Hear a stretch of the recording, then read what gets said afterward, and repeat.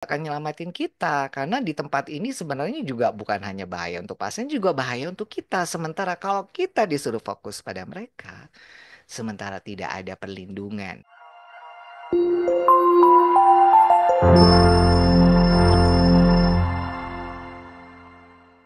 That is why saya mau bilang bahwa di rumah sakit itu harus ada namanya health and safety management system. Jadi kayak sistem manajemen untuk kesehatan dan keselamatan pekerjanya, termasuk saya dan Anda. Ya. Jadi ini proses yang proaktif dan kolaboratif. Artinya seringkali ini juga mohon maaf itu ya waktu saya jadi direktur juga itu seringkali tidak menjadi priority ya kasarannya juga yang ya bekerja di situ orang-orang yang mohon maaf seadanya programnya juga seadanya juga karena juga anggarannya seadanya juga dengan ya istilahnya tidak dibuat dengan sedemikiannya ya. Jadi bahwa sebenarnya ini harus proses yang proaktif. Proaktif itu bahkan mencari, mengidentifikasi, bukan hanya menunggu laporan ya.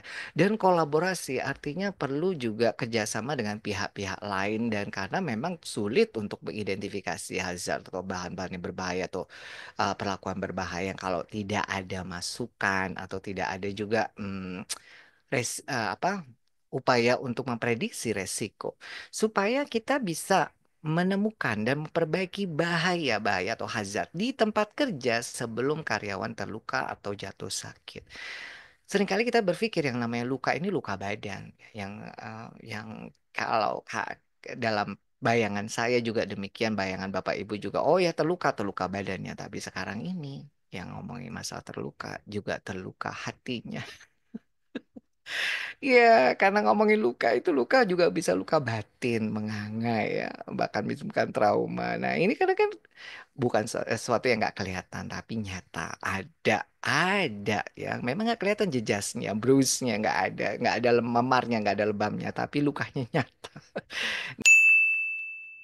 Kita ini sebenarnya adalah the most valuable asset in health system ya.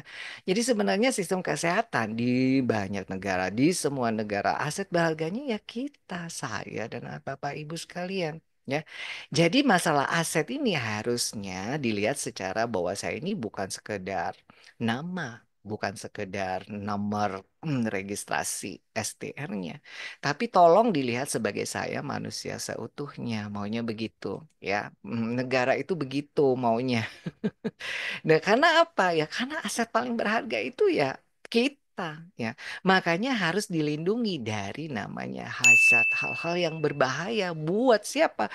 Buat kita-kita yang kerja di rumah sakit. Nah, itu dalam satu sistem namanya Healthy and Safety Management System. Yang mana ini harusnya juga menjadi perhatian di dalam tata kelola rumah sakit itu sendiri. Nah, ngomong-ngomong tentang hazard ini, apa aja sih hazardnya? Kalau tadi dibilang tadi rumah sakit tempat sebagai the most dangerous place in earth ya, bahkan.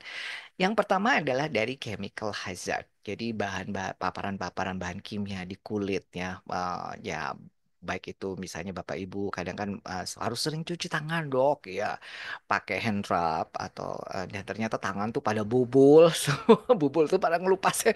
Pernah datang ke rumah sakit, ih kok pada kasar-kasar sih mereka bilang, ih dokter tangannya lembut banget gitu ya begitu saya tahu iya ibunya aja yang kasar gitu. Ternyata yang kasar tuh bukan satu, beberapa. Loh kenapa sih? Iya dok, ini karena sering cuci tangan tapi tangan pada ngelupas semua kan kasihan ya. Dan itu bukan hanya soal kulitnya, saya yakin ya chemical itu bisa masuk ke dalam sistem peredaran darah dan seterusnya, mempengaruhi kesehatan seterusnya. Termasuk bahan kimia pada kulit itu ya juga kayak mohon maaf ada contohnya di hemodialisa tuh ya ada kayak dulu dulu sekarang udah nggak boleh ya filternya hemodialisa yang harus kadang di apa namanya di reuse dipakai kembali tapi harus pakai dengan cara bagaimana diolah ya dan itu ada yang tidak sesuai standar jadi ada yang dipaksakan juga bahan-bahan kemoterapi yang mungkin pencampurannya juga harusnya sesuai standar dan sebagainya dan ini sebenarnya bahan kimia yang harus diakui adalah bisa menyebabkan keselamatan dan kesehatan kita itu bisa menjadi taruhannya. Kemudian juga paparan dari bahan-bahan biologi seperti penyakit menular tentu saja baik virus, bakteri, jamur ya bahkan yang menyebabkan alergi dan asma akibat pekerjaan. Nah, saya sekarang juga bilang ya bahwa rumah sakit itu sekarang harus punya pola peta kuman. Tapi sayangnya untuk melakukan pola peta kuman itu biayanya besar dan harus saya udah tanya-tanya berapa sih biayanya besar dan upayanya juga cukup berat gitu ya. Harus berapa sampel dari berapa pasien dan sebagainya. Dan tidak semua rumah sakit itu punya anggaran, sorry to say. Jadi, nah bahayanya kenapa? Karena sekarang ini terutama ada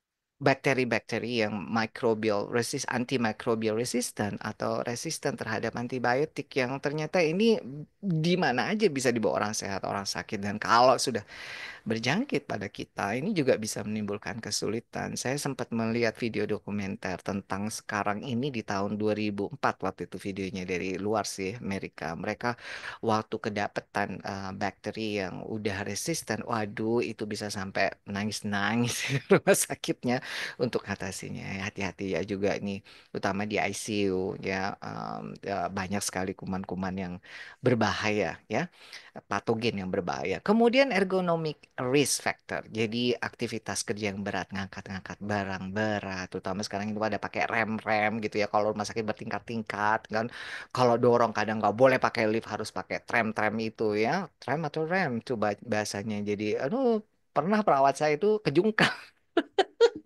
Apalagi waktu licin tuh kejungkal. Untungnya pasiennya nggak apa-apa ya. Bayangin kejungkel gitu ya, kesal, jatuh gitu ya dan segala macam ya.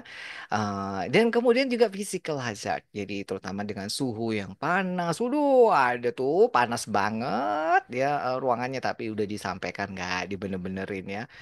Panas buat pasiennya, panas buat petugasnya. Kemudian juga ada yang panas-panas sampai panas ya sinar mataharinya begitu terik ya ada yang sampai nggak di kacanya itu nggak dipakai kayak semacam kaca film gitu jadi aduh pada gosong mukanya anak-anak itu panas pada gosong gitu ya terus pokoknya physical hazard and then juga radioaktif ya jadi izin Bapeten-nya belum lengkap tapi udah berani kadang juga belum pernah dikalibrasi mengenai radiasinya dan segala macamnya yang ini ternyata juga adalah hajat dan nyun sewu. Saya tuh pernah ya di satu rumah sakit yang perawatnya itu akhirnya lapor ke saya tuh bilang dok itu loh yang itu sakit ini sakit apa sakit kanker ini terus yang ini juga inilah lah jadi dalam satu tempat kerja itu ada 4 orang yang terkena penyakit yang sama. Ya saya pikir ini mungkin karena zat radioaktif cat lab. Jangan lupa ada namanya juga yang sekarang kekerasan yang sifatnya dari sifat sikap-sikap orang yang disrespectful yang nggak hormat ya. Ini juga sebenarnya hazard nih saya bilang ya. Contohnya ya bahwa perilaku-perilaku yang nggak sopan ini mulai dari ngomong komentar-komentar kasar ya, kemudian juga bentak-bentak dan sampai dengan mungkin sikap yang sampai yang betul-betul agresif ya sampai melukai dan sengaja bahkan mencederai petugas kesehatan. Nah, ini yang terbaru nih saya dengar kabar ada seorang residen kalau nggak salah anestesi lagi ya. Jadi di ICU ditendang oleh supervisornya. Mohon maaf di pas kemaluannya. Jadi testisnya itu sampai berdarah dan sudah dikonfirmasi memang benar terjadi kejadian kekerasan itu dan ini sangat-sangat ya ampun. Menurut saya ini juga hazard gitu loh ya. Yang again baru aja ada kejadian kayak gini kok yuk maksudnya kebablasan gitu loh. Nah, ini saya juga mengalami. Baik itu dari kata-kata kasar, omongan kasar. Aduh, dari dulu waktu saya bikin rumah sakitnya bukan yang punya sebagai ya kacungnya. Aduh, mohon maaf ya kalau kalimat-kalimat kasar meluncur itu sampai di level yang sampai kata bilang saya pecat kamu, kamu bodoh, kamu lagi. Jadi kata-kata yang betul-betul kayak itu mau memang sengaja untuk kayak mau ngerusak mental itu benar-benar terjadi dan ini juga adalah hazard. Nah, kenapa saya bilang ini jadi penting ya bahwa violence ya baik itu kata-kata kasar atau juga baik itu sikap-sikap yang kasar itu bisa menyebabkan stres dan stres itu sendiri bisa berakibat kekerasan. Let's see. Tolong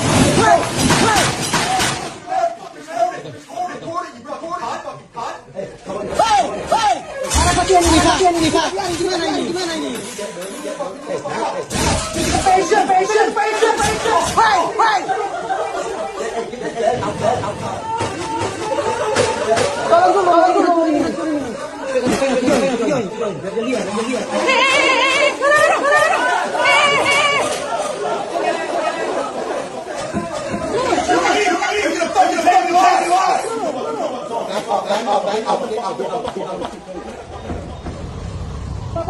Itu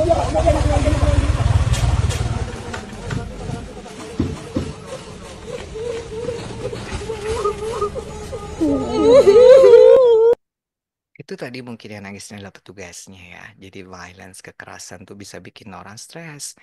Dan stres sendiri ini bisa menyebabkan resiko terjadi violence muter aja kayak gini. Saya yakin misalkan yang tadi dokter senior supervisor yang dia itu melakukan kekerasan pada residennya nendang ya. Mohon maaf kemaluannya sampai berdarah testisnya. Pasti dan pasti bisa dipastikan dia itu sebenarnya stres mengalami stres dan stresnya itu yang menyebabkan orang melakukan kekerasan dan ini berputar sedemikian seterusnya. Bukan kata saya, ini adalah framework guidelines for addressing workplace violence in health sector. Hati-hati, kekerasan ini bisa menyebabkan stres kita, kita stres dan kita rentan akan melakukan kekerasan. Entah itu ya, mohon maaf kalau sama pasien kita enggak, mungkin juga kekerasan baik itu secara verbal maupun sampai secara fisikal bentuk entah mungkin ya di rumah akhirnya kita jadi emosi uring-uringan sama anak sama istri sama ibu sama ayah gitu ya ya sama teman atau juga sama rekan-rekan kerja kita sendiri. That is why ini harus menjadi perhatian. Nah, mungkin tadi saya jelasin ya bahwa stres itu sebenarnya sangat-sangat berkaitan dengan kesehatan mental dan kesehatan mental berkaitan langsung terhadap kesehatan fisik. Dan masalah fisik itu juga bisa menyebabkan stres. Jadi muter aja kayak gini. Kalau tadi saya bilang hazard-hazardnya mulai dari yang diidentifikasi secara kimia, kemudian biologi, kemudian juga secara physical, and then juga secara apa namanya ergonomik itu bisa menyebabkan masalah kesehatan fisik kita ya dan ini ya ujungnya bisa bikin stres ya kalau kita itu badan gak enak, sakit dan segala macam pasti kan stres. Nah, stres ini bisa pengaruh ke kesehatan mental kita. Demikian juga kalau kita tuh dapat bentakan-bentakan ya sindiran-sindiran, terus kata-kata kasar dan seterusnya. Ya, itu bisa nyebabin kesehatan fisik kita terganggu dan bisa nyebabin bisa muter aja seperti ini ya. Nah, itulah makanya penting sekali proaktif untuk mengetahui apa sih yang mengidentifikasi yang berbahaya buat kesehatan dan keselamatan kerja daripada petugasnya. Nah, ini kalau saya itu jadi akhirnya setelah saya tahu ini juga ya ampun jadi pemimpin tuh berat ya, berat sampai ngurusin bahwa bahkan saya sendiri, iya ya kalau saya stres, saya sendiri stres jadi direktur ternyata juga punya beban bahwa mungkin yang bawa-bawa itu juga stres. Jangan-jangan apalagi mohon maaf kalau saya lah yang menjadi penyebab stres. Bahayanya ini. Ternyata petingginya ya orang-orang yang posisi tinggi ini malah yang bisa bikin menyebabkan orang-orang stres. Bikin kesehatan mental bawahannya terganggu dan kesehatan fisiknya terganggu dan muter aja seperti ini. Dan inilah makanya jadi petugas kesehatan itu berat, berat ya. Jadi banyak hal yang harus diperhatikan. Nah, kali ini kenapa stres itu adalah suatu yang let's say it's natural, alami yang memang Tuhan berikan pada kita. Karena memang ada positifnya dari stres itu sendiri. Dan nggak ada orang yang itu tak punya stres ya. Tapi yang perlu kita lakukan adalah bagaimana memanage mengelola stres ini ya kalau kita bilang bisa nggak dok kita itu hidup damai saya ingin hidup damai dok itu hanya euforia namanya kok euforia utopia ya namanya itu hanya di dunia antara berantai nggak mungkin akan terjadi ya bahkan there is no happily after ever after nggak ada bahagia yang selama lamanya itu kayak nggak ada yang ada cuma hanya fragmentasi fragmentasi kebahagiaan jadi pada saat momen bahagia disyukurin, tapi kalau ada tantangan-tantangan dalam kehidupan ya memang itu yang terjadi. Makanya namanya perjuangan hidup, bukan perdamaian hidup ya. Jadi memang harus penuh perjuangan dan Bapak Ibu sendiri kalau saat ini sudah bekerja di rumah sakit setahun, 2 tahun, apalagi yang 10 tahun, 15 tahun, saya acungi jempol berjempol-jempolnya ya. Karena ternyata rumah sakit memang tempat yang paling berbahaya untuk tempat kita bekerja. Jadi kalau Bapak Ibu sudah memberikan, mengabdikan diri, perasaan, fisik, dan waktu, dan kemudian segala macamnya bekerja di rumah sakit. Mudah-mudahan Bapak Ibu menjadi orang-orang yang diberkati ya, jadi orang-orang yang ya saya bilang ya itu pahlawan tanpa tanda jasa ya bilangnya. Orang-orang yang bergerak untuk memajukan kesehatan masyarakat. Tetap semangat dan jadinya ya bahwa saya juga mau tekankan bahwa loh dok ternyata itu tempat paling berbahaya di dunia. Iya. Kok saya awet selama 10 tahun? Iya, berarti kita ini sebenarnya juga sudah dibekalin oleh Tuhan tuh mental yang kuat ya. Jadi sudah punya bekal ya istilahnya sudah punya modal karena ya memang nggak semuanya bakal kuat kerja di rumah sakit ya nggak semuanya bahkan even di Jerman di negara maju itu sekarang kesulitan untuk cari generasi mudanya untuk mau bekerja di rumah sakit karena mereka bilang oh enggak no no no no karena bebannya terlalu berat nggak sesuai sama penghasilannya. Jadi mereka mencari pekerjaan dari pekerja-pekerja dari imigran ya dan membuka pekerja-pekerja dari luar negeri. Nah, siapa lagi yang mau cinta dengan negara kita kalau bukan kita sendiri? Nah, itulah makanya saya ajak nih jempol, tepuk tangan buat kita semua yang sudah setengah mati ya bekerja di rumah sakit dan kalau Bapak Ibu merasa dok saya nggak ngerasa saya happy ya berarti Bapak Ibu punya support system yang keren dan punya regulasi emosi dan sikap yang luar biasa.